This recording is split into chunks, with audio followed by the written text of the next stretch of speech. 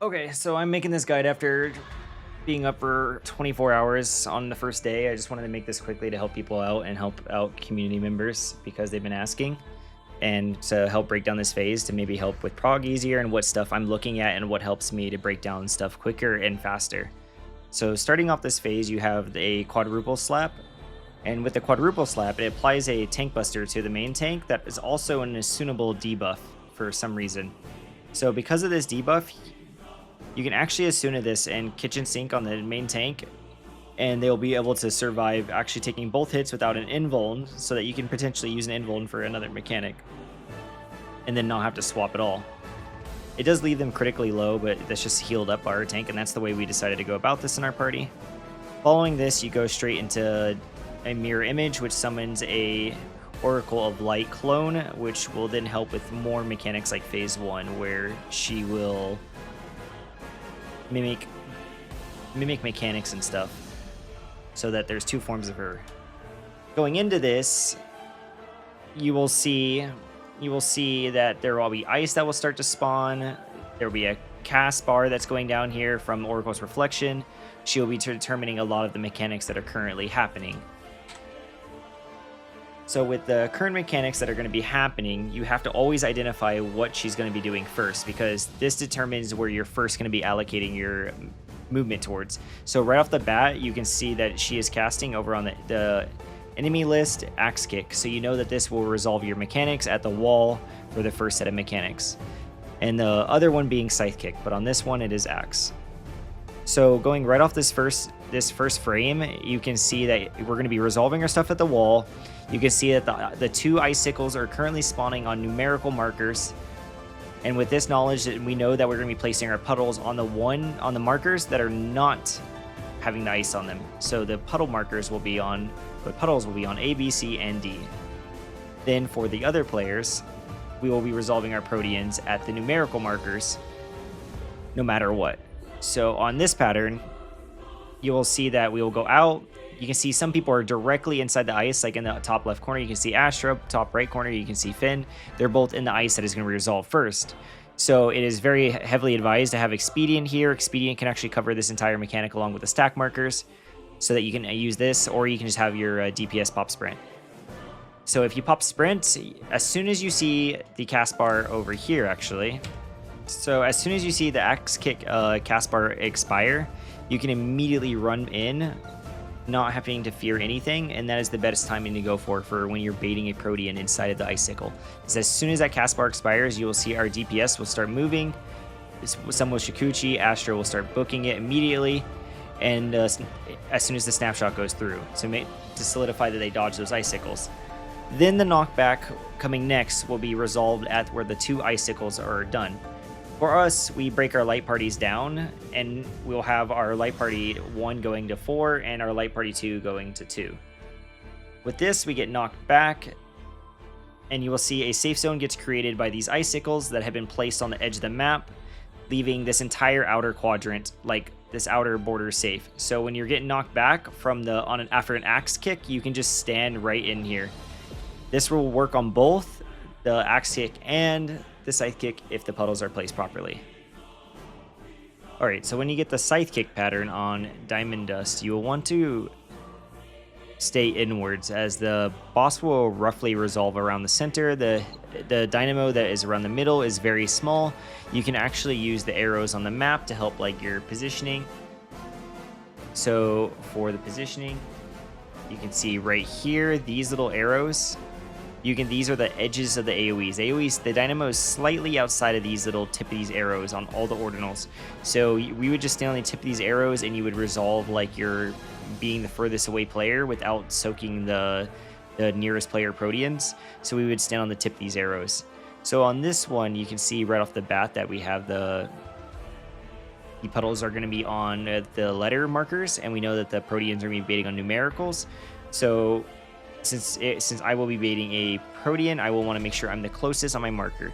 Since this is on our clock spots, or color buddy spots, we're already resolved. Nobody has to rotate because the puddles are already on the letters. I will then step inwards as close as I can, and I will trace these lines. The benefit of the snowflakes is you can just trace this straight line on all the ordinals to get as close as you can to the boss without obviously getting too close. So, and the goal is to obviously be further than these tip of these arrows because it's the rule we set. So I would step forward as close as I can. Usually I try to get near this plus without getting too close, and then I'd wait. As soon as all the proteins would soak on the 4 players, I would step directly under the boss because these ice AoEs that are going to be ran out to the black lines, the little black circles that are actually close to the center, if they can sometimes snapshot and catch you. So they already start to fade pretty quickly. So by stacking directly under the boss, you will have a lot less chance of actually getting clipped by those AoEs. Because even though they might be placed properly, they might snapshot you going out. So as soon as you soak your protein, it is very highly recommended that you get directly under the boss. And then with this, you will see we have the knockbacks. The knockbacks are handled the same, and they actually create a very similar safe zone. By following the exact same rule, going to this little quadrant, this little last slice right here, you can see that it creates these straight lines. And this is still the exact same safe area that was used on Axe Kick. Now doing this, Oracle Light can sometimes be in a really shitty spot where she is right next to a group. And when she's right next to a group, you can't bait towards her because you'll place bleed puddles underneath her, and she will go into a stillness or a silence, and that will make the mechanic unresolvable. There might be some tight positioning, I don't know, but as of now it is unresolvable. So you'll need to call out like rotating counterclockwise, or just this group being aware and going the opposite way by themselves. Both groups can collapse in on each other, it doesn't really matter. So for our way our group handled this is we would just call this clockwise instead of it. So as an easy generic call out, we'd all go counterclockwise here, and because we're going out counterclockwise, it just kept the groups looking the same. It was a general call out, it worked out for our group, so this is what we used here. After placing 4 puddles, you would want to try to get across or behind the Oracle Light so that you are going to be able to resolve the next mechanic a lot easier. There was also a Reen clone, an Oracle Light out on the outside that you can see over there. She will be casting a gaze, so you want to make sure that your camera is faced away from here. So you can see that she is currently over there. It'll be very bright when she's changing, like right here, and you'll just basically want to be looking out. If she's not in front of your camera, that's kind of what I went with. My rule is I would always look at my closest wall. If she's not in front of my camera, I know this wall is safe. If she's right in front of my camera, I just look the opposite direction. This isn't like Thornton where there's 2 gazes. There's only 1 gaze. So as long as you know the gaze is not in front of your closest wall, you can just look at your closest wall. But going into the next part, you'll undress and thin ice will appear at the same time. So you'll have both of these at the exact same time. So as soon as you know the undress is resolving, you need to also make sure you take your hand off the keyboard temporarily. The next part will be a quote. It's either a quote that will pop up over her head, or it's all of the things. She'll say the quote will pop up over her head, and she'll have a cast bar. You can use all these to your benefit to resolve the mechanic a lot quicker, and combine all these to find what helps you the best. I look at the quote above her head first, and then I look for down on my target list for snapshot timing. So for silence, you want it to be in front of her, so I dash in front of her. And then you want to go behind her, so as soon as this cast bar expires, she's already snapshotted the rear of her, so you can go right behind her instantly. So you'll see all of us dash back. One person was slow, so they were executed. But that's it for this mechanic. Then you can just wait, let it resolve. And for the stack marker, we were putting the stack marker over at C, but you can honestly, all players should be stacked up together for the resolution of the mechanic, so you can just keep it wherever. We did change this on our future pull, but for this pull, we kept it right there.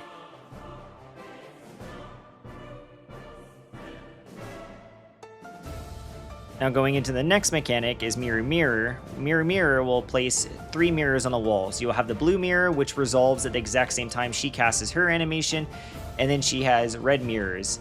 And the red mirrors will cast later. They will store the mechanic that she just did. So we know that the ranges want to bait over at the blue mirror so that they're away from the boss and still can keep their DPS. The melees will want to stay on the boss, and the tank will drag the boss the opposite of the blue mirror. This needs to be done quick so it doesn't lock in the Scythe kick. There's also a 2-minute here, so this is a little rough. But going to the Scythe kick, you will want to break down into little areas where you'll see us 4 baiting, because there's going to be just like the first mechanic. There will be 4 Proteans being baited onto the 4 players. So you do not want to hit your DPS that are currently on the boss. So you can see the 4 DPS over there. They're all going to be baiting their own Proteans from the boss as well, and they don't want to aim it at us. So the whole goal here is to be resolving Proteans from 2 different sources, 4 Proteans from each source, and making sure not to cleave each other. These dynamos that are on the mirror, we decided to assign for our DPS to be at the wall and our healers to be a little bit inners, because on our second part they can run in for healing a lot easier, and they don't have to worry about us when it has a spread/parrot mechanic coming later. So this is why we chose this. These dynamos are slightly larger than about 2.5 gemstones wide. So for me to align myself every time to make sure I didn't cleave, I got to as close to the wall as possible, and then I tried to stand in front of this second gemstone from the ordinal. And doing this allowed me to consistently resolve this mechanic right here. And it would always be way out wide. And upon resolution, you can see we shot a little V shape that left the boss completely in the open gap. And then in the distance, you can see that the tanks and the DPS also shot their Proteans off in the distance. Now the second mirrors will go out. And what we did for this, on this pattern in particular, is the boss is already really near a mirror.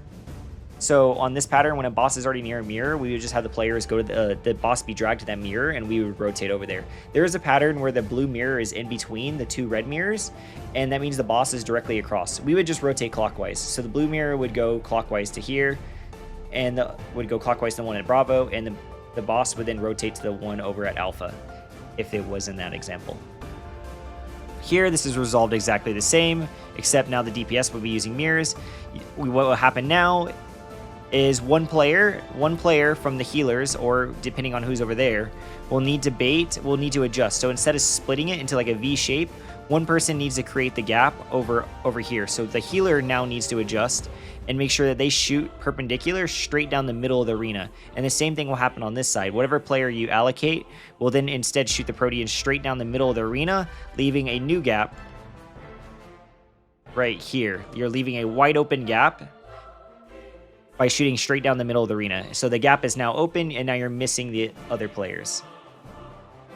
After this, the boss will immediately start casting a banish. So you will want to look above her, and you can see that she has 1 ball. That means she's telling the truth.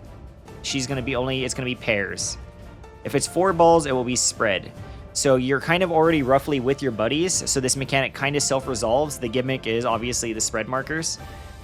So you just go in for healing, make sure you are with your buddy. So they would always break out right, we would break out left. If it was spread, I could stay at the wall, Astra could stay at the wall, healers could go middle for healing, and same thing DPS would do, is they would fan out along the boss. But for here, since it's buddies, I would go meet up with my healers, so we could resolve our mechanic properly. After this, you go straight into Light Rampant. Light Rampant is a distance-based mechanic, so what we did to set up was we would have all of our DPS in a line on the south side, and our supports in a line on the north side. This creates a tethers, which the tethers will then create a natural box. And with this natural box, we would then have to create the seal of Orichalcos. It looks really weird. But from here, the quickest way to identify this was we had our leftmost players flex. So if there was ever 4 tethers on the 4 chains on the north side, that means one of the supports would need to come down south. We had our leftmost player. So if there's 4 chains on the tanks, on the supports, Tsubaki would come down and join me down here. If it was 4 tethers on the DPS, I would go up north and I would join the supports, so that we could create a 3-3 split on the north and south. So on this pattern, we can see immediately that we have one spread marker down here. So we already know we have a perfect 3-3 split. This is how you can instantly tell you have a 3-3 split, is by seeing one of the spread markers is in your group, because the other group has 1 spread marker. Therefore, you already know you have 3 chains and 3 chains. With this, you now can easily start to resolve your box. So you can see we've created a box. For the DPS corners will want to go to the opposite corners. So the 4 corner, so I at the 4 corner will want to go to the 3. Astra at the 3 corner will want to go to the 4. Io will want to go north instead, because they will go opposite. So DPS are pretty much like always on the opposite sides. Now for the supports job is a little bit easier. If you're on the support side of the map, the corner of the boxes will just go to their same corners. So for here, the 1 would go to the 1 corner, the 2 would go to the 2 corner, And the person in the middle, just like the DPS, will always cross to the opposite side. So the middle is the only one that has a unique spot on the support side of the arena. North will go south, and south will go north for the middle of the boxes. So for here, I will immediately adjust. I will rotate over to the corner. And then this tether is distance based. It's distance based, but it only breaks if you're too close. So with this, you can actually go extra far and be closer to the wall to be a little bit safer. And with being safer, you will have a lot less of a chance of accidentally clipping a player, of like being clipped by this player dropping the puddle, because this puts a fraction of a second puddle, like a fraction of a second magic vuln on the group. And if this fraction of a second magic vuln happens to go off at the exact same time as the tower, it will instantly execute the player. It's a very small gimmick. It only caught our group off one time and is something like easily adjustable around because of the fact that you can just go hug the wall. So that is why we made it a safety habit that when you're baiting a tower, you go as close to the wall as possible so that you don't interfere with these people dropping the puddles and they can have free reign and not accidentally clip you. Because that did happen one time because one person dropped a puddle slightly too close and they were standing in the middle of the arena and it just burnt their toesies. But going into the next step, with a tether, you will want to walk over, you collapse down onto the south, and then we always rotate clockwise. So you want to make sure you group up first because there's a stack marker on one of the players. You can see the stack marker is about to go off in 1 second on Rain and Birthday. So we do not want to like start adjusting for this safe zone too early because then we might have an unbalanced stack marker. Like it might be a stack marker of 3 players. The stack marker could be the puddle player, and then they end up dying because they weren't with the group fast enough, stuff like that. So they would then rotate over. They would then rotate over, and we would all resolve the stack marker as we're rotating to the safe zone. So you can see it pop as we're traveling. Then once you get to the safe zone, you wait for this resolution to go off, and then you double back. This is a very big debate mechanic because as you can see, both visible AoEs are at the same time. So you can see both zones are currently glowing up. You can see the zone over here and this zone over here is glowing up. So this can easily debate a player by them seeing that this zone started to glow up. So, oh, it's shit, it resolved. And they might double back. The stack marker also being blinding might debate people too, and then they will accidentally misread this and will dodge too early because the stack marker does go off before one of these AoEs goes off. And this has caused a bunch of our wipes, including myself, because I did not notice. After you successfully do the dodge, you will then check your debuffs. Anyone with a 2 will immediately start heading towards the middle. You will immediately start heading towards the middle, and anyone with a 3 can immediately start heading to their clock spots because she is going to be currently casting another banish. You will check what her banish is. So for this one, we can see that she has 1 ball above her head, therefore it is a pairs. So everybody, after they resolve their tower, the 2s resolve their towers, they can come out and stack with their pair buddy. So some people might already have their pairs out and free, some might not. So then you'll see that we all collapse on each other and resolve our pairs. On this pull, we actually failed the next part because we had a miscommunication with clock spots. But it goes straight into clock spots after this. So you make sure to heal up the party, it's clock spots, and then you would burn the boss. And then we wiped because we had a miscommunication with clock spots. So we ended up capping out at 5 stacks. This is like a debate pattern. So when you're already in the safe zone, this actually can be a little bit harder because now you have to wait. So this is the pattern that messes up a lot of people, including myself, is the stack marker goes off and people will think that this has resolved because of a flash of damage.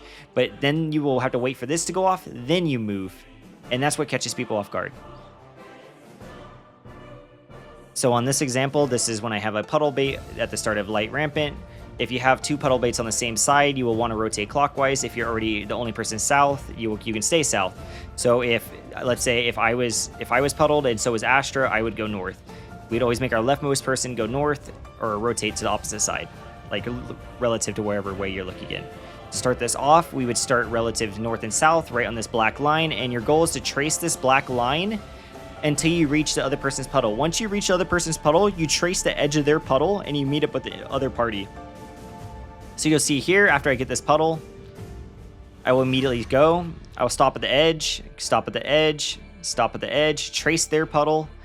Once I'm tracing their puddle, one more will go off, and then we'll wait together. Wait for this to resolve, then we'll step across into the safe zone.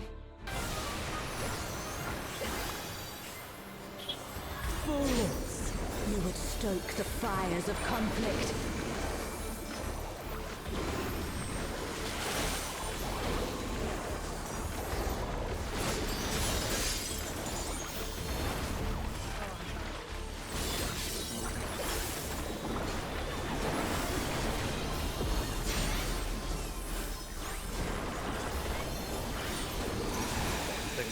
Your blood shall freeze!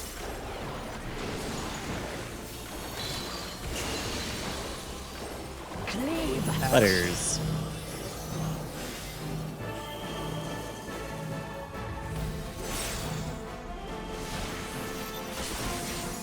One, three.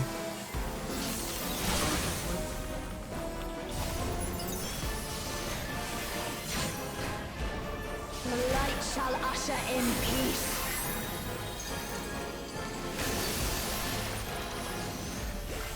Sink into silence. Charlie. Hell yeah. Charlie's back. Of course. Want to try something new and puts us on seat.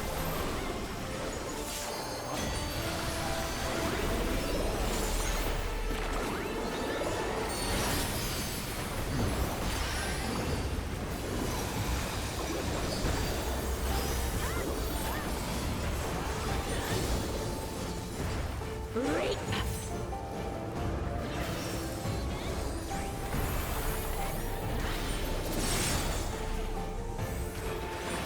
Don't kill your buddy.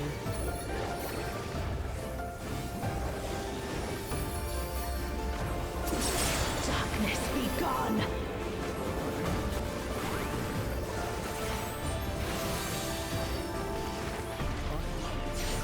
Light consume you.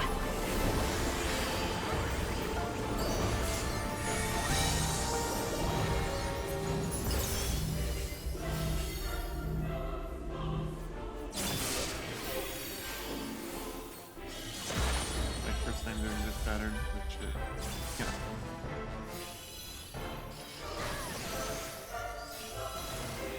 Good job, guys. Nice movement. Twos. Darkness be gone. Buddies.